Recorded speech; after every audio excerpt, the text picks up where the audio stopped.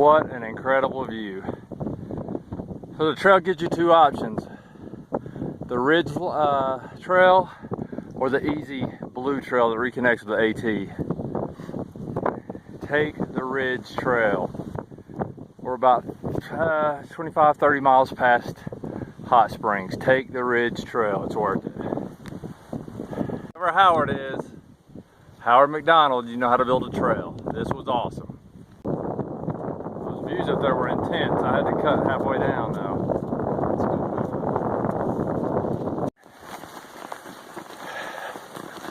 This is why I came to the AT. Like, I love the woods, but I grew up in such similar woods as what we're still walking in. I like different stuff like this. This is gorgeous.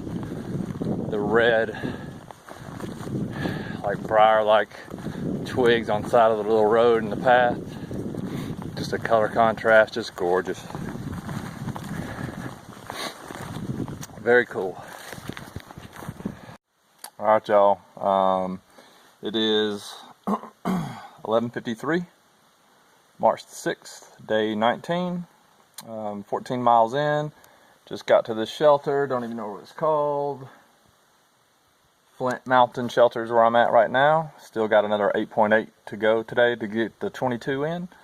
Having some manly lunch. Peanut butter and jelly whole wheat bagels with some pretzels with cheese. Delicious. Just wanted to touch base. Hadn't talked a lot today. Been raining off and on.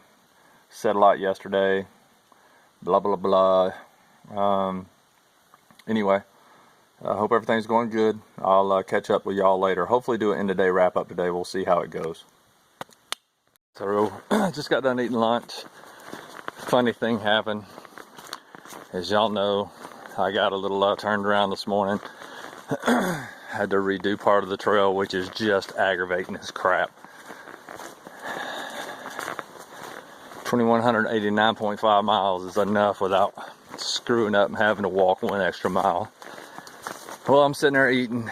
Kansas, the hiker was way up ahead of me, and I'm eating, and I hear the clack, clack, clack sound of hiking poles coming up. So I'm thinking it's one of the other two guys that left after us from the shelter last night. And it was Kansas.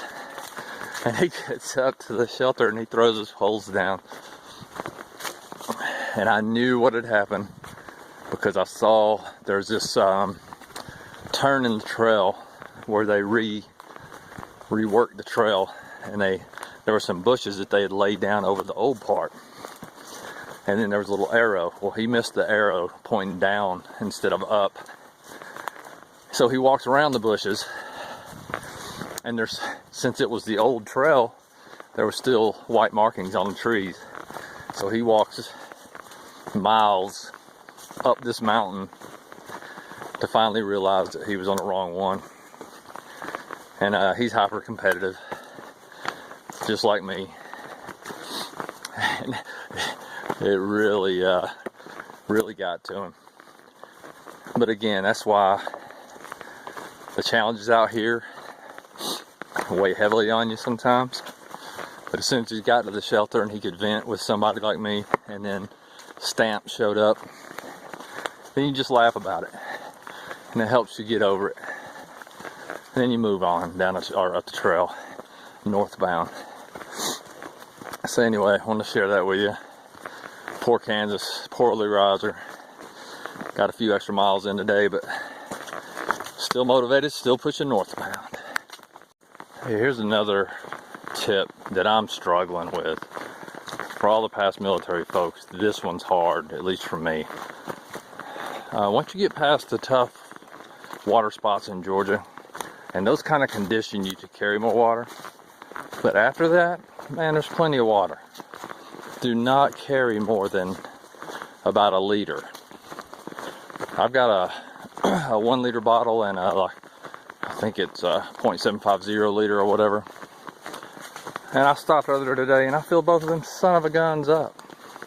And I carried them up the 2 gigantic hills I had to go up. And then if you look at the guidebook, which I did this morning, or you look at Gut Hook Tap, there's plenty of water on the trail, and it's not hot. Meaning that I'm not going to be sweating as bad as I did yesterday. Still need to drink water, but I'm not going to need as much. So try to get unconditioned to being fearful, because Georgia got me fearful too. There were some long dry stretches there. And do not carry more than about 1 liter. At times I'll get down to the water spot and be like, man, I don't want to have to stop again, so I'll just fill both of them up. But the very next uphill, that's at about a 15 pitch, and they didn't build any switchbacks because they had no creativity, you're gonna, either you just need to stop and drink it or something, because that extra 1.5 pounds, 2 pounds is a lot. All right, enough of that. That's what it's all about right there. Thing that I'm encountering that I guess should have been expected, but let's talk about performance underwear. So I brought 2 pairs out. Got a pair of Under Armour, I think they're Cool Mesh Briefs, something like that, the 9-inch. And the one everybody has, the Ex Officio, same thing, 9-inch, some type of cool mesh. I don't wear those much, to be honest with you. In fact, I'm probably going to send them home, or be gross to put them in a hiker box, I think. But maybe they're just the wrong size. And that's the whole point of this little segment, is the size. So normally I wear a large. And when I first started the trail, they fit on my legs tight enough to where they wouldn't ride up. Man, it prevents chafing. Just a godsend, really. However, about 16 days into the trail, I think I'd lost enough weight that they have lost a little bit of elasticity, that they start riding up my thighs a lot, to the point where I have to stop about every mile and pull them back down. It's annoying as crap. So I'm having my wife send me out a pair of mediums, which is just like, I've never wore mediums since I was probably before high school. But you want those things tight and snug. Spandex pants may be good. I don't know about their odor fighting ability, but you want something that's going to stay in place. And you want to plan when you start losing weight. Maybe you need to put you a smaller size, one smaller size, in a resupply box that you send yourself, or have your spouse send you one at a certain point. But I can promise you, eventually you're going to lose enough weight where they become not tight, and then they become a nuisance more than a help. That's about all I got to say about that underwear. Check it out. 212. Take the stairs in here. I'll give Laurel Hostel some free advertising.